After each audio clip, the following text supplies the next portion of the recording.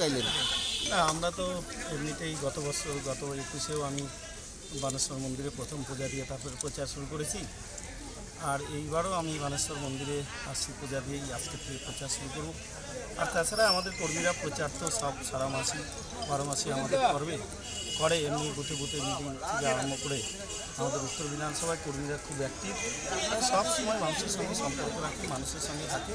যে কোনো আপদ বিপদে মানুষের পাশে দাঁড়ানো ভারতীয় জনতা পার্টি এই বিধানসভার কর্মীদের কাজ।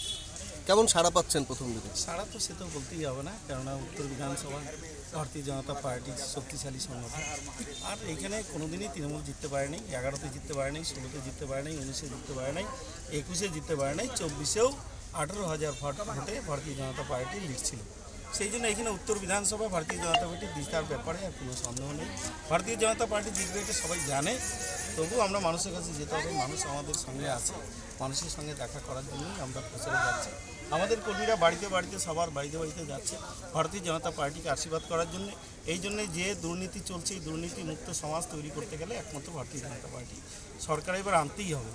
আর এই যদি আমাদের বাংলাকে বাংলাদেশ না বানাতে চাই, তাহলে আমাদের বাংলায় পশ্চিমবঙ্গে এবার বিজেপিকে আনতেই হবে। সেই জন্য সাধারণ মানুষ চাইছে যে ভারতীয় জনতা পার্টি এবার সরকার গঠন করুক। সমস্ত মানুষ, সাধারণ মানুষ, হাট থেকে বাজারে থেকে আরম্ভ করে দোকানদার থেকে একদম সাধারণ মানুষ পর্যন্ত সবাই চাইছে যে ভারতীয় জনতা পার্টি এবার আসবে, আর ভারতীয় জনতা পার্টি এবার ক্ষমতায় আসবে।